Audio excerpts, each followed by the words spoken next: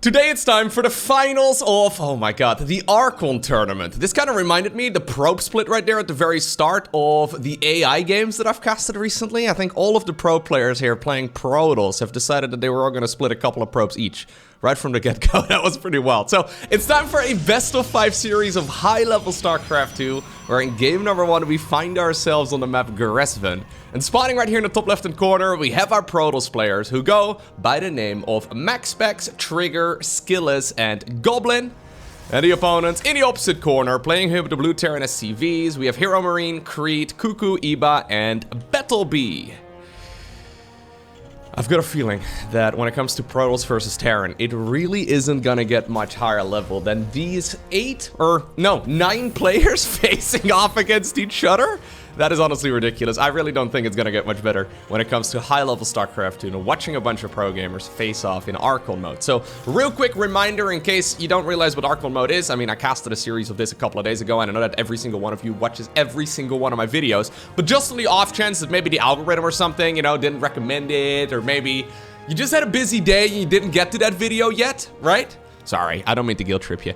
Archon mode basically means that rather than playing a 4 versus 4 or like a 3 versus 3, you have, well, multiple cooks in the kitchen. So for the Terran right now, there's 5 Terran players controlling these Terran units all at the same time. And usually that means you have to split up the tasks. So if I were to make a guess, it's probably going to be HeroMarine in charge of all of the macro. Whereas, well, in a regular 4v4, everyone is playing with their own base, and usually you always have that one guy in the corner making void rays or carriers and not really contributing all too much. Generally, in Archon mode, everybody has their own objective and their own task. So, generally speaking, there's gonna be one guy in charge of controlling that very first Reaper. And I can imagine for Protoss, I mean, last time I casted a series of Archon mode, or a match of Archon mode, it was a Terran versus Zerg. I can imagine for Protoss, especially when you have guys like MaxPax playing, who have absolutely world-class Stalker control, if he can focus all of his attention on just microing Stalkers and War Prisms and all that, the sky really can be the limit. Now, it turns out, I believe, yeah, that I actually have my health bars turned off.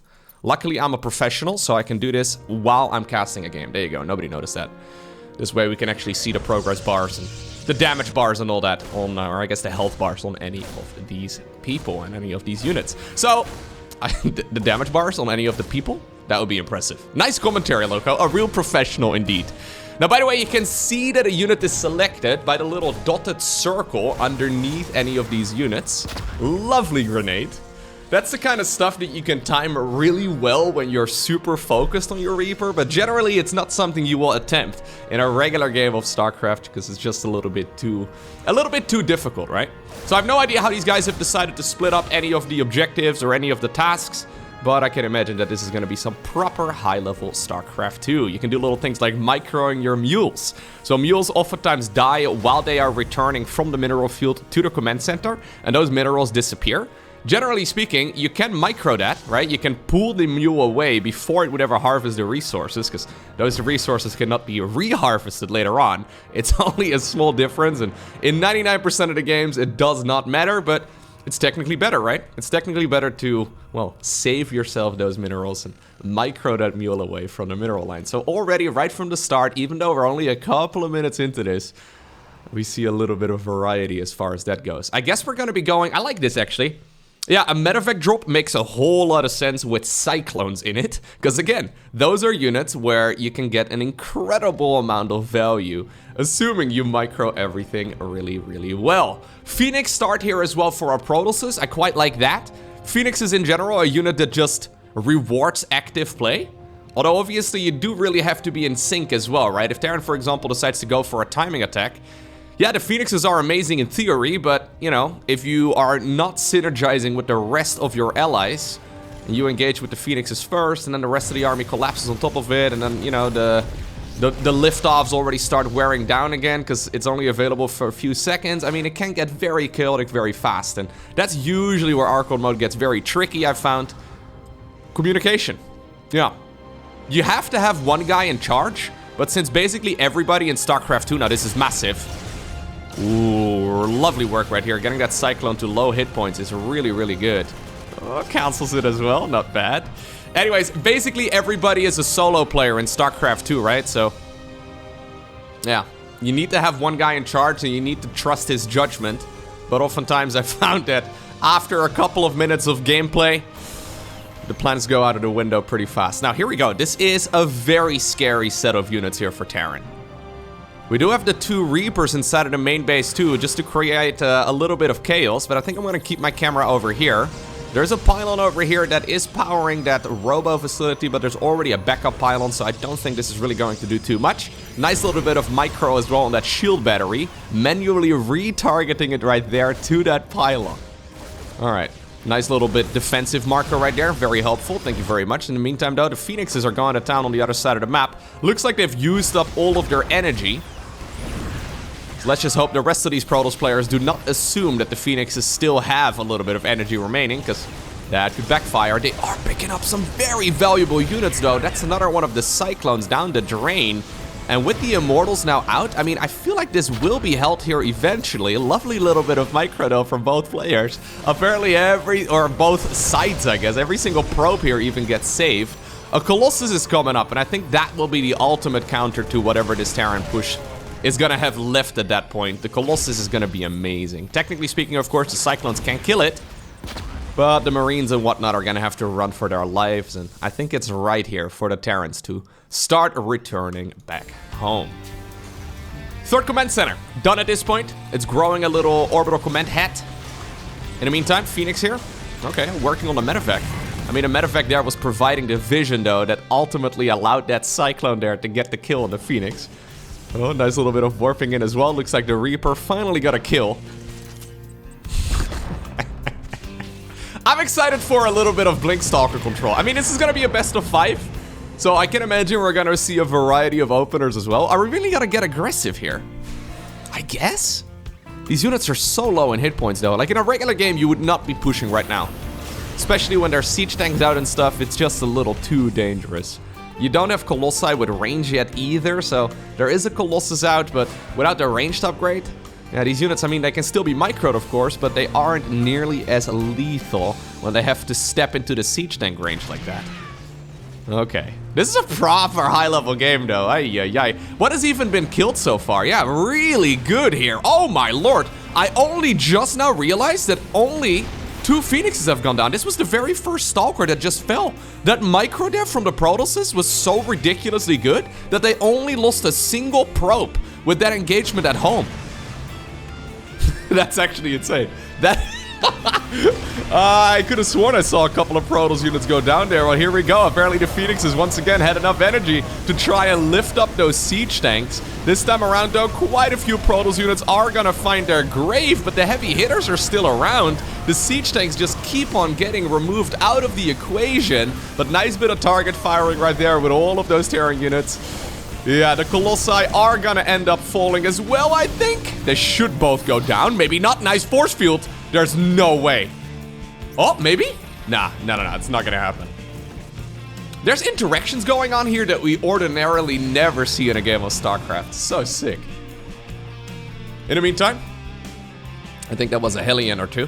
Just trying to get some kills. Okay, so in the end, still an advantage, I would say. Maybe a very slight one here for Protoss, but really nothing to write home about. The main thing, of course, is that they do have themselves a 4th Nexus going up, and this is going to be quite a bit before the Terrans are going to be firing up another command center. I mean, I could start up, one of those right now, but generally speaking, Protoss is going to be a bit ahead when it comes to that economy. Obviously, the reason for that is the Mule. The Mule is very, very handy when it comes to mining out those mineral fields. Okay, so there's the extended thermal lens coming up. Generally speaking, it's considered to be almost like a Terran, almost like a Protoss cardinal sin, you know, to lose your Colossi before you get the extended thermal lens upgrade, because that's really the moment where the Colossi become useful. But in a game as active as this, and as action-packed as Archon mode, I guess it makes a lot of sense. We kind of noticed the same thing, actually, in the Terran vs. Zerg that I casted recently. That was a long game as well. But despite the fact that the game went on for like, I don't know, I think half an hour or so, neither side really ever had a lot of money in the bank because there were so many trades going on continuously. I don't even really know exactly if it's effective to be that aggressive in a game of StarCraft 2, but I can imagine everybody wants to control something. You don't just want to sit around and do nothing here, so give me the medifex. Give me the Cyclones. Give me a medevac drop over here as well. I mean, I want to do something. So I can imagine because of that, we are never really going to see any site build up that much cash. Not compared to like a regular game of StarCraft 2, a regular game of 1v1. I wonder if that also automatically means, actually, now that I'm saying that out loud, that we're really never going to transition towards a proper late game. Because we might just almost like get stuck in an endless mid game where neither side really wants to transition towards those ultimate units. I'm not sure about that, but I guess we'll find out. That was a very early stim right here by the Terrans. Yeah, I don't think it's really going to achieve anything. Okay, we're gonna have to run away again. Phoenix still wandering around. Looks like maybe a observer or so got sniped up here, but Trigger and co, MaxPax Trigger, Skillous and Goblin, they are having a grand old time just, well, macroing up. This is, of course, that moment in the game, though, where Terrans will start outgrowing the Protoss quite a bit. 4th Command Center at this point is going to land, and you can already see that reflected in the supply count as well. One thing to note, though, here for the Terrans is that they did not actually fire up the +2 armor upgrade for the bio units. So, yeah, I was gonna say, that is a little bit late. Even with apparently 4 or even 5 chefs in the kitchen, we still did not start dessert. It's kind of impressive. I know nothing about... Maybe I should not be doing any kitchen analogies. I don't really know a whole lot about how it goes down in the kitchen. That would be kind of nuts. You would imagine, though, one guy at the very least was checking on the upgrades, right? The upgrades certainly are not to be forgotten. I love that little play, though. Lifting up the Phoenix... Or, sorry, lifting up the Cyclone with the Phoenix to... Yeah, shut down the lock-on ability to put it back on cooldown. It's kind of cute. It's not something we see all too often. At least not as consistently as we have over here. 7 probes to just go down.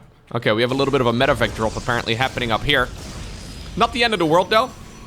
I think the main question at this point is how in the... Yeah, how in the world are Protosses here going to hold this massive Terran attack? Because there is just simply so much available right now for the Terrans. The supply count is just heavily in their favor. More and more probes have already gone down as well. We've got ourselves that fusion core coming up, additional starports on the production tab as well. So you know what, scratch that, maybe we won't get stuck in an endless mid-game. Terrans are already ready to go to that mass liberator style, and I really like it in this game, don't get me wrong, I think it's an excellent choice. When the opponents are mostly focused on just Colossi and Archons and Disruptors and Stalkers on that, the Liberators are going to be fantastic. Now, of course, Disruptors, literally a very explosive unit. They can deal a tremendous amount of damage to these clumped up Terran armies. And I would almost say that they are going to be a critical choice here as well for the Protosses, because I don't see how they're going to be able to get much done. Then again, when you have so many Terran players microing against Disruptors at the same time, I also have a hard time imagining that you're actually going to be able to get such a big hit. Ghosts are coming out, by the way, in big numbers. Prism over here, slowly tickled to death by the Liberators. Oh, ooh, that Disruptor just barely got targeted down. Phoenix from the early game still around, still lifting up siege tanks.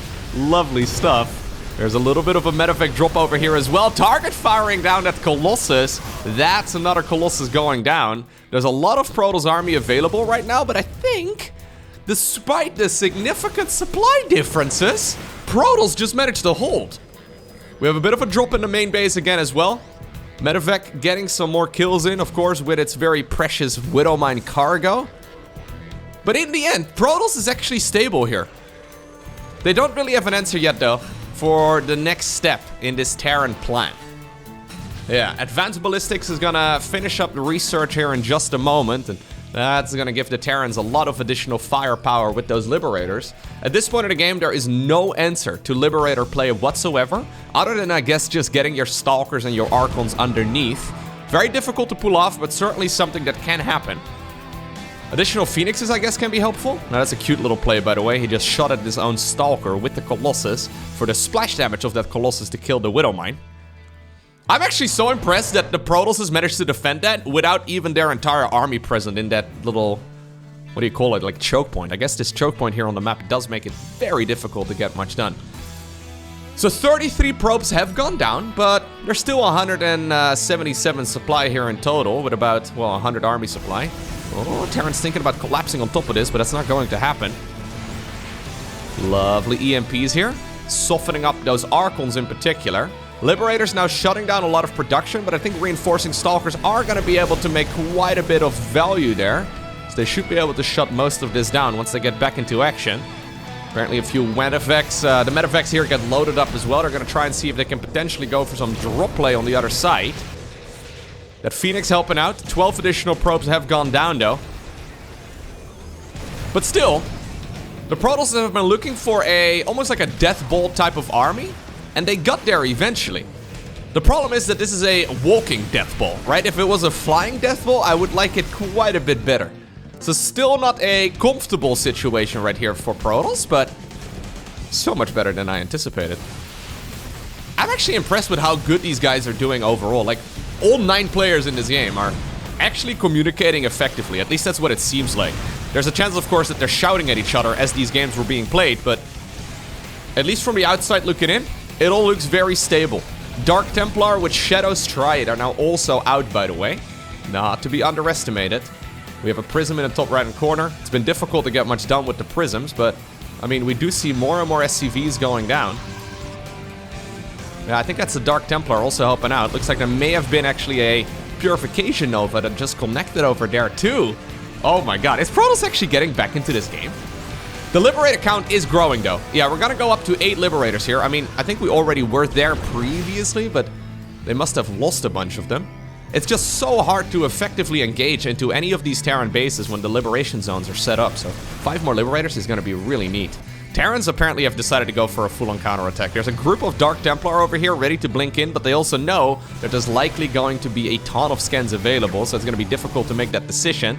Cyclone over here on the other side of the map trying to be a nuisance. Terran still trying to dance over here with the majority of that Protoss army. The Dark Templar a little bit closer by. They have been scanned right now. Terran continues fighting over here, but they're also very overstimmed. These units haven't really had a lot of time to get back into the swing of things. Disruptors are flying left, right, and center. We have the Dark Templar apparently moving in. They're gonna try and snipe down that planetary fortress, and that is indeed going to easily happen. That's 2 Nexi going, or actually no, 2 command centers down the drain here, because the other command center also got cancelled in exchange for just a single Nexus. Another Purification Nova, hoping for a lucky strike, but not going to happen. Okay. A little bit of Dark Templar dropping, because why not? DTs chasing down this as well. Can we blink them behind this? We definitely could.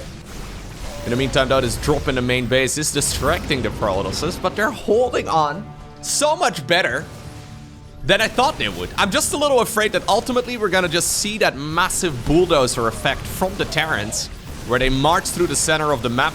They just, you know, stim forward and absolutely murder all of the disruptors. But for now, they're still alive, they're still kicking, and for a game number 1 in a best-of-5 series, I really don't think we could have asked for more. So much action already. Look at the APMs here as well. Yeah, that's sick. So it's collective APM of all of the players. Now, obviously, the guy doing the macro has the most actions. But, yeah, it does add up over time. Ooh, those Colossi are putting in so much work. The Disruptors, though, are dangerous. Yeah, those Disruptors are putting a lot of work in as well, but they are clumped up. That Archon is putting in a ton of work! That Archon must have just been responsible for taking down half of that Liberator clump himself, or there may have been a second one in the mix as well in range, but I didn't see it fire. Either way, clumping up the Liberators is not what you want to do when the Archons are close by, because they do deal a lot of splash. In the meantime, though, a tactical nuke now coming up as well. Disruptors still trying to get lucky. At the very least, they're forcing this Terran army to continuously back off, but I think the noose may very well be tightened right now. The Terran army is finally getting the engagement they've been looking for this entire time. Then again, though, they know that the Purification Novas are gonna be available again very soon. Liberator here still flying around, trying to harass that mineral line to the best of their abilities. Okay, we have a nice little location. Goblin apparently has spotted that base over in the northern section another time. Maybe getting some DTs over in that direction would be awesome, but in my mind, the Terrans here have had a 50 supply advantage for like 5+ minutes right now, and I do believe that they're going to win this game, but they are fighting for it. Generally, not what we see. I wonder actually what the best race to play is in a Archon mode. I would not be surprised if it is Protoss.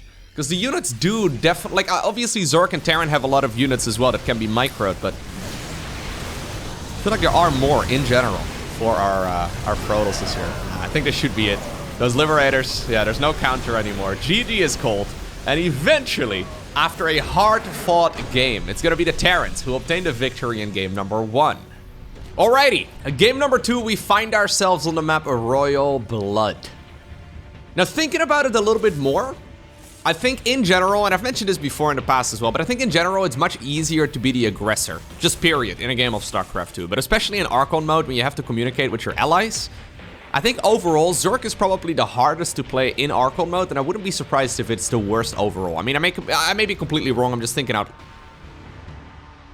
Alrighty, Royal Blood, game number 2 in this best of 5 series. We're at about the 2-minute mark here. First Reaper is going across the map. The Terrans have opted to go for a quick double gas opener to really get that factory out nice and early. And they're going to be able to go for that command center on the low ground here. Eventually. In the meantime, it's a Stargate start right over here for Protoss. If I were to be a betting man, I would be putting my money right now on Phoenixes once again. Yes, Oracles have a lot of value. Yes, Oracles are probably the best unit that Protoss has, other than maybe like the War Prism or something. But I do think Phoenixes in a game where you can have a guy dedicating his life to Phoenixes. I think that's probably an excellent choice. All right, so overall, if I were to make a guess, I think being the defensive player in Archon mode is much harder, so because of that, Zerg is probably the trickiest one to play overall. Then again, ultimately, the late game of StarCraft 2, I think having one guy dedicate himself to just Infestors and one guy just to Vipers, for example, has an incredible amount of potential. So if you can get there, I can imagine Zerg is pretty ridiculous. Overall, being the aggressor does seem to be a little bit nicer overall. So it is going to be, yeah, it's going to be that Phoenix style once again. I think that's also the reason here why the Terrans have decided to open up with the quick factory and the later command center. Just because that means they will get more units out, and obviously that means they can also use those units out on the map. Overall though, with the way that like Terran versus Protoss works, I think I probably prefer Protoss. I mean, I say that. Technically speaking, for example, things like Widowmine drops should never really stop. Like, I think there's rarely been a game of StarCraft 2 where the Terran's like, oh man, I wish I didn't go for that mid-game Widowmine drop. That really cost me the match. It's like, no, probably not. There may be a situation where having that one additional medevac and the 2 additional Widowmines or whatever, you know, would have made the difference in the main fight. But I think oftentimes, man, I could have maybe lifted up the mule there. Anyways, oftentimes, yeah. Anyways, there's a lot of potential. Oftentimes, I do think continuing the aggression is not a bad idea.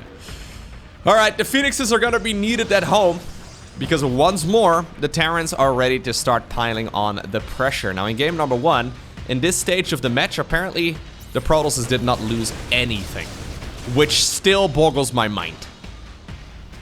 The fact that they did not lose anything and somehow didn't even get an overwhelming advantage of that surprises me a bit. I think the reason, though, why they didn't get that overwhelming advantage is because they got a bit too aggressive after that with the Immortal Colossus push. Alright. The Terrans have decided to not play the exact same game once again, so they're marching back home here quite a bit sooner than they did last time. Okay, that's a Phoenix down. So in the end, the Cyclone for a Phoenix. An eye for an eye. Although I would imagine that the Phoenixes are probably the unit you would rather have later on into the game as well. Cyclone are also getting the kill right now on one of those Adepts. But this does mean that the Phoenixes can go back in here and they're just harassing the mineral line a little bit. 4 SCVs go down before they're ultimately going to have to fly back home. Robo Bay once again coming up. I mean, it really does look like a very similar game. Maybe because they got that snipe on the Adept and the Phoenix, they're now thinking, yo, maybe we can actually get this done? 4th Nexus, by the way, starts up in the middle of all of this. That does mean that the Protosses have to move a little bit further forward, so they don't really get the safety of that shield battery as easily. That one Immortal should really join in the fray. It is indeed going to do exactly that. Phoenix is still harassing wherever they can, picking up reinforcing units wherever possible. Stalkers microed back as soon as that Cyclone gets the lock on. Okay. Lovely play. I love these little interactions. Phoenixes have decided to come back.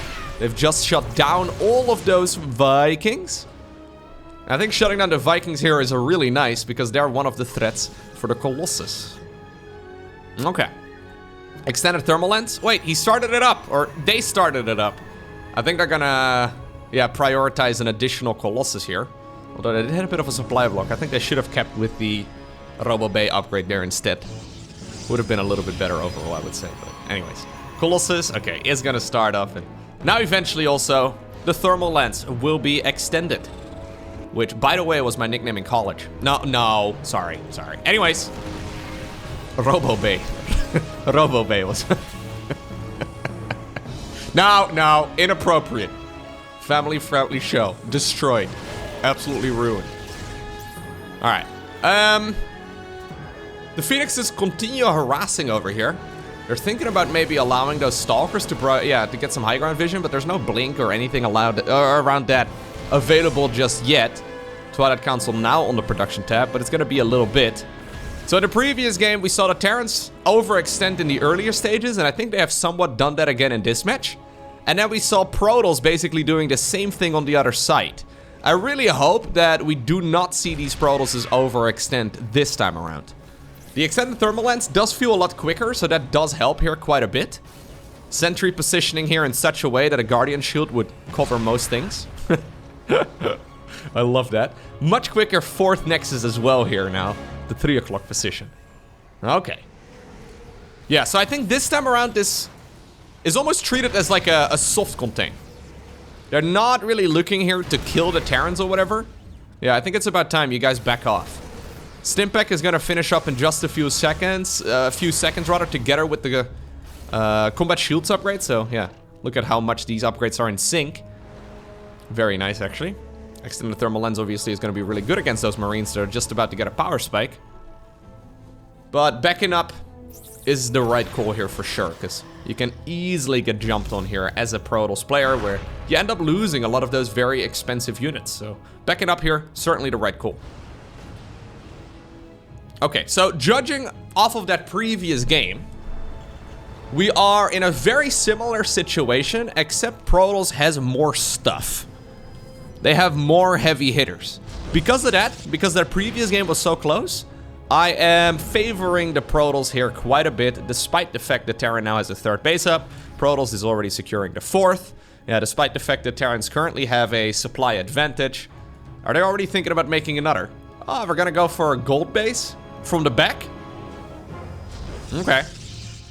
This is one of those locations that Terrans may just accidentally scout though, because medevacs are generally, it's you know, in the air traffic right over there. Yeah, medevacs generally will see it, so it does indeed get scouted right away. Creed wants to attack the Nexus, fair enough.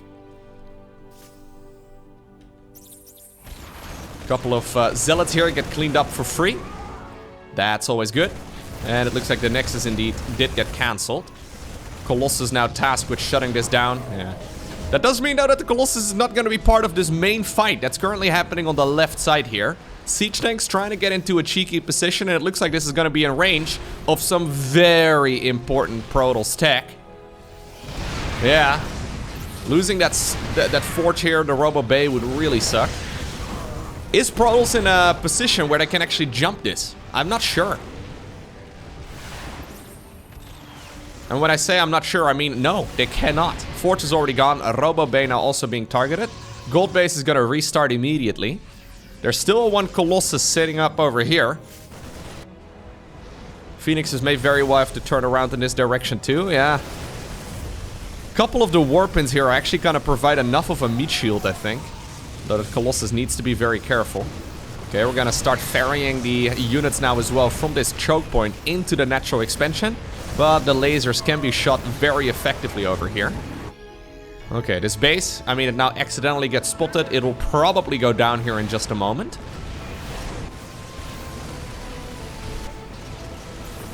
This is a really scary attack. But, I mean, we saw a similar situation in the previous game. I think it's MaxPax currently guiding the boat over here, you know? Maybe I should not be doing any boating analogies either. Just like kitchens, I know very little about boats. But it seems like he's the man steering over here, because he's really good in these scenarios, just in his own gameplay. Look at that. This looked like an absolute disaster, and don't get me wrong, it's still by no means a great game right here for Protoss, but at the very least that contain there has been handled and it's been dealt with. Now we're getting to a point where Protoss can start thinking about counterattacking, because the supply count is getting dangerously even, especially with both of these medevacs going down here. Yeah, that's about, I would say, 15 supply down the drain. Nexus does start once again. We have a Widowmine over here just getting a kill, shutting down that worker that was in charge of building that infrastructure. But I think the main question here that we gotta ask ourselves is, does Protoss have enough to just straight up win the game here? This is before the ghosts are out. This is before +2 is done here. This is one hell of a Protoss army. I don't know if we have a prism available. We do not, so we're gonna have to do the long way to reinforce this. Colossi putting in a ton of work as well. Terran Bio trying to get split, but I just don't think there's enough. So many of those Phoenixes still remain. Another Colossus comes marching through the center of the map right now. If he had a prism here, if we could easily reinforce from this location, I think it would be amazing. Planetary Fortress not yet done here at the bottom, so SCVs are starting to fall, and I think that's only the beginning right now. GG gets cold as the Terrans have to leave the game. Did I just really mess up the scoreboard for basically this entire game? Altitude is gonna be game number 3. We have a little bit of harassment over here on the other side of the map. Pretty much identical build orders once again from both sides. So we've got a Stargate opener, and if I were to make a guess, it's gonna be that Phoenix start here once again. Just seems like the best all-round. Well, when you have a lot of APM to spare, it seems like Phoenixes are actually better than Oracles, which is kind of funny. Yeah. It is really kind of funny, because I've called in previous videos that I think Oracle's maybe the best Protoss unit in the entire game, and then when APM is apparently no longer a problem, Phoenixes actually seem to outshine. That is, yeah. This is where AI can actually be super helpful, right? Like, say, for example, the Google DeepMind project was still going on. He gets a snipe, actually, on one of those Reapers, but it's gonna come at the cost of the Adept as well. Lovely grenade, trying to save that. But imagine you could have, like, your perfect, quote-unquote, perfect StarCraft artificial intelligence, and you would give it 500 APM to play with, and you would have it practice Protoss versus Terran. What is the exact build it would come up with? Do you think it'll come up with Phoenixes? Or does it come up here with Oracle play instead? Assuming it practices against humans? I don't know. I think it's an APM limitation. I would not be surprised if you set it up to 500 APM that it would be playing Phoenixes every time. But if you set it up to like a more realistic, quote unquote realistic, 300 average actions per minute, it'll probably play Oracles. I don't know. I'm just hypothesizing, but I think, I wouldn't be surprised. I would not be surprised. Anyways, once again, here's the aggression coming across the map. Looks like Jimmy and his pals together with a Cyclone, together with a Medevac. Yeah, they gotta be very careful though, because this is still a Phoenix army that's slowly growing. One of the Phoenixes did take a lot of damage, but as the Phoenix numbers grow, they are actually a very scary force all on their own. Okay.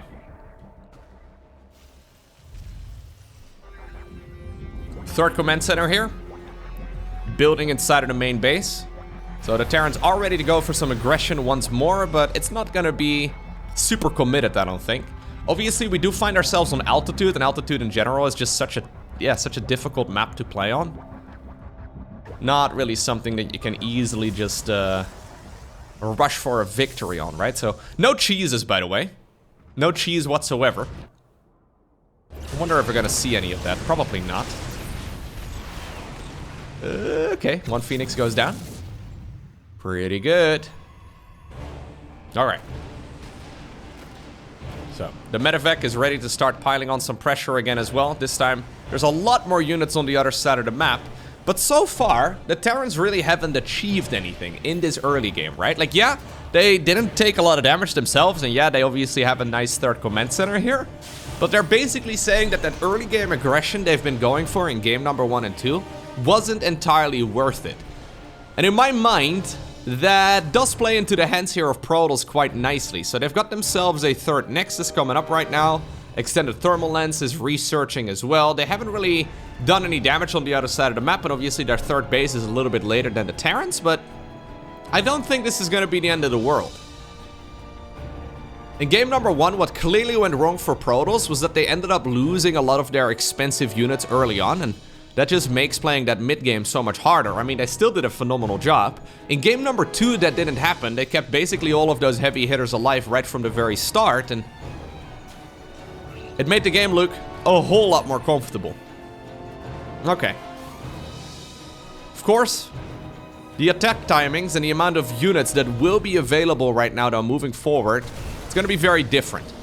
Take that, little Viking man. I don't know why you got shot at, but maybe disrespecting an officer or something like that, you know? You gotta, at the very least, feel the pain right there for just a moment from those Marines. The thing is, though, by the time that this Terran army is ready to go for a move-out, extended thermal lens will be done. There is, however, a Raven available, so the Raven obviously has an ability called Interference Matrix, at least for now. In the upcoming multiplayer balance patch, this is likely going to be a research. That's going to be nice and quick, but you need to basically spend some additional money and some additional time to keep that starport on the tech lab for, so it's going to take a bit. Either way, you can use that, for now, without an upgrade, to temporarily disable the Colossus. And the Colossus really is going to be the main damage dealer here for the foreseeable future for Protoss. So the Terrans will likely go for a move out here pretty soon. And it'll come down to that Raven control and whether or not the Phoenixes can pick it up. The Phoenixes are hunting here, man. They must have seen the Raven. Yeah. They're trying to box it in right now. We have some hallucinated probes? Oh my god. Hallucinated probes! So fun fact, that one's real. Fun fact, hallucinated probes come out with, I think, 4 of them. So if you decide to hallucinate a group of probes with your sentry, you get multiples of them. And you can get a lot of scouting. Yeah, of course, hallucinated probes. Why not? Do you think that was a misclick? Do you think that was intentional? I honestly don't know. Anyways. The scary moment of this game is coming up. The Terrans have got one hell of an army. And they are ready to start attacking Protoss. Protoss have got a nice economy right now, but they've been economically behind for the last few minutes. And only just now is when they are starting to, well, I guess it's been relatively even, right? But it depends on the mules. Apparently somebody forgot landing the mules there. But the Terrans definitely have had a really nice start here in this game. And Protoss obviously has invested a lot of resources into tech as well. So that's the reason why we don't really see, like, those are the reasons that we don't really see a supply lead here for Protoss just yet. But if the Terrans decide to sit back for another couple minutes, I mean, they are going to be maxed out, sure. But so will the Protoss. They've decided to go for a split push, a la Cure.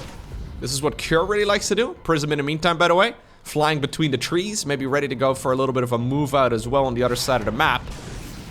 Protoss is forced to split up their units. Okay, they're bringing everything together in one big bowl.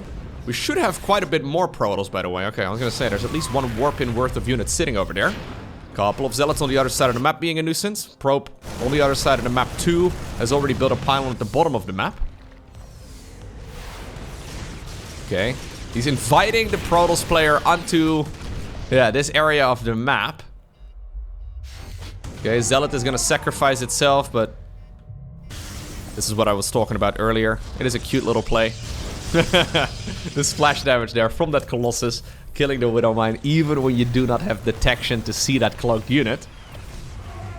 But honestly, I don't know. I don't know if I like this all too much here for Terran. Like, yeah, it's not by any means a bad situation for them, but they haven't really achieved all too much yet. And now Protoss has got that, well, banger of an army. We're at 4 Colossus right now. It's still very Zealot heavy, of course, but they're gonna be happy to replace those units with something like, for example, Disruptors here before too long, and I don't mind it. Prism has been dealt with reasonably well. Phoenix is still getting some value. It's a couple units here and there. Well, don't fly that way. Don't fly that way either. Okay. That's gonna be the end for the Phoenixes now, but overall, yeah, they've gotten, I think, most of that damage here done. So the Terrans have been doing a good job cleaning up all of those Zealot run-bys and dealing with the aggression here, but the Protoss army now is maxed out. And that's exactly what they've been aiming for this entire time. Widowmine? Okay. They retargeted the Widowmine right there to the clump of, to the clump of Zealots. Looks like part of the Terran army has decided to split themselves off, and they really want to go after that base, but they also know that the Protoss army is moving towards the west. Everybody's tiptoeing around each other, man. Okay, so that's the interference matrix right there coming into play. It's gonna shut down those Colossi for about another couple seconds, but they will be available again soon. The rest of the Terran army, though, right now on the right side of the map, and this may finally be what the Terrans have been looking for this entire time. I say that. They may also be accidentally walking themselves into a trap. Are they gonna go for the main base? Yeah, they are gonna go for the main base of the Protosses. The Nexus, though, for now lives, and the majority of the probes also survived. This army over here, putting in some work. Marauders trying to get in range right now of the probes again. Dropping the main base. Okay, he's gonna be pushed back here. We already have some units waiting here on the right side. I mean, some really lovely work here by the Protosses, though. I don't know how they're managing their communication, but they seem to be on top of everything. And usually there's gonna be a moment where you assume that your allies are gonna be on top of something, and they just aren't, or they assume that you are on top of it, and it just gets very messy. But somehow, some way, they seem to be communicating very effectively. Now, I say that as the Colossi fall, but they've also cleaned up the Terran army, and on top of that, the Nexus still lives. During all of this, Protoss ends up with 5 base economy. Very small amount of gas income, of course, because they just never really took those gases. But they've got 5 base economy. They're still basically maxed out. They've got good upgrades coming. And I think now it's their turn to start moving towards the other side. Once again, just like we saw earlier in the series, Terran is ready to go for the advanced ballistics upgrade. They want to go for another command center right over there on the right side too. They want to go into that mass liberator style, but that's still a few minutes away. Small little group of Terran here trying to get some work done as well over at the 3rd base. That command center is going to get denied for now. Large group of Zealots here putting in a bunch of work. Apparently we're once again heading on over to the main base. We have 1 Void Ray. Interesting unit, but I guess it's going to be pretty good when it comes to clearing out a lot of those Terran armies. Yeah, that medevac is not going to live to tell the tale. Well, assuming... Okay, there we go. The Stalkers do get in range, and they did. Okay, Terrans desperately trying to secure a 5th right now. They're doing so in multiple areas of the map. But now the Liberator count is growing. Zealots, though, have found a bit of an angle, it seems, as they just simply wandered into the natural expansion right here of the Terrans. And obviously, when the Terran army is now distracted, yeah, the rest of that force can move forward as well. The majority of the Terran army now seems to be, well, about half of the Terran army right now seems to be on the other side of the map. They want to go after the 6th base here of the Protoss. Getting a lot of work done over there.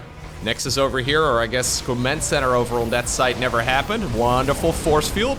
Forcing a lot of those Marauders to take more damage than they really should have.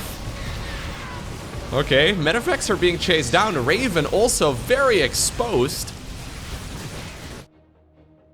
Okay. Liberator. Just a lone Liberator. That's not going to be enough. There's another lone Liberator over here. They should have been buddies, but I guess this is the way they're gonna get picked off. That command center now also forced to fly up in the air. The Terrans now on just 3 mining bases with, I guess, 2 of them pretty much mined out. Protoss, in the meantime, has grabbed their entire side of the map. Don't count the Terrans out yet, though. This has been a tight rope walk for a very long time. Also something I know nothing about, so maybe also circus analogies. Not something I should be doing. Anyways. We're trying our best here to secure as many bases as possible. Terrans once more on the other side of the map. But the fact that basically none of these Protoss Nexi has gone down up to this point is absurd. Like, the Terrans have been trying so darn hard to kill as many of those Nexi as possible, but they just haven't really gotten it done. Now, maybe eventually over here they're gonna get some value, but I think they're reinforcing Dark Templar. It's gonna prevent that from happening. In the meantime, the dance over here at the 3rd base of the Terran continues. That Colossus now 21 confirmed kills. Nice EMP over there, an absolute bloodbath here, but Terran is slowly starting to get outmined now. If they can get just a moment, though, that Marauder trying to... Oh, they actually snuck out a command center here on the left. If they could just get a moment to just mine out a bunch of those minerals, right, and to use some of that energy of those orbital commands that they've built on mules, they may very well be able to claw their way back into it. Now, Dark Templar, they're looking at this. Is there detection? There is not. That command center is going to be super dead. And there it goes. GG immediately gets called. And that indeed means that our Protosses will get another point on the board. Dragon skills. Match point right now for the Protoss players. I really wonder who's the leader of the Protoss army here, right? So for HeroMarine, Cuku, Iba, BattleB, and Creed, I think it's safe to assume that HeroMarine is the one in charge, right? He's like nearly 1,000 MMR above these other guys. Okay, maybe not quite, but he definitely is significantly better than the rest of the dudes in his party. And I can imagine that he's the one in charge of macro, and he's the one in charge of deciding what the other guys are doing. MaxPax, Trigger, Skillous, and Goblin. I mean, MaxPax definitely has the highest MMR, one of the very highest ranked players on the ladder, period. But I don't think he's necessarily, like, I might be wrong. I don't think he's necessarily the one who will grab the lead and tell the other guys what to do. Like, maybe I'm mistaken. I'm not exactly sure. I've seen him, or I've heard him talk in a bunch of interviews here and there. He very rarely does them. Doesn't necessarily strike me as somebody who would just grab the lead and decide, okay, this is what we're going to do in this particular game. Now, again, I might be completely wrong. Trigger, maybe? Maybe it's Skillous, actually? I don't know. Maybe Skillous is the one in charge of this party. Could definitely be. I honestly don't know. Maybe they're working together like a well-oiled machine, you know? Maybe they've been practicing for a long time and they have like a Protoss democracy or something. Anyhow. Match point right now for the Protosses, and they've decided to mix things up a little bit. Rather than going for the Phoenix opener, they're gonna go for the good old Blink Stalker. Now, I do know here who's gonna be controlling those Blink Stalker. It is gonna have to be MaxPax. MaxPax, genuinely, I think, best Stalker controller in the world. I know that's a funny title, but players have been microing Stalkers for 13 years. I actually think MaxPax has probably got the best control of any player, historically, ever. There you go. There's my statement for today. Feel free to disagree with me in the comment section. It's good for the algorithm.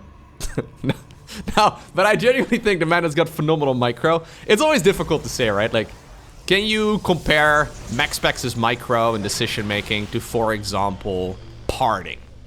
Parting was very decisive when it came to his Stalker control and very good when it came to doing those aggressive builds. Probably not, but at the same time, the skill level right now in StarCraft 2 is higher than back when Parting played. So the average Protoss player is going to be better at controlling Stalkers, and therefore, I would imagine if the guy with the best Stalker control, yeah, he's also got to have the best Stalker control than historically, no? Because the skill level continuously is going up. Not necessarily, not by default, but let's just say he's really good at it. So let's see what he can get done here. Especially when it comes to prisms, though. Yeah, there's the prism as well. You effectively get double blink. That's not really something we used to see very often in the Parting days, I suppose. Anyhow, here we go. It's time for some aggression. Straight into the main base. Siege tank not done yet. You can see how tight this is. Oh no, the siege tank gets ready to the wrong location! Get sniped before we can get... Oh my lord. Before we can get the save right there with that medevac. Stimpack also denied. And, well, yeah, this may actually just be it. I wasn't paying super close attention right now, or just now, to what the Terrans were doing. I assumed that everything was very clean and that their control would be superb, but maybe they were a few seconds late here and there, and you can see what that results in. So far, by the way, okay, the first Stalker goes down. Oh my god, it's basically a perfect game. Until I opened up the units lost tab, Protoss had literally not lost anything yet. Anyways, there you have it. It's gonna be MaxPax, Trigger, Skillous, and Goblin who obtain the victory.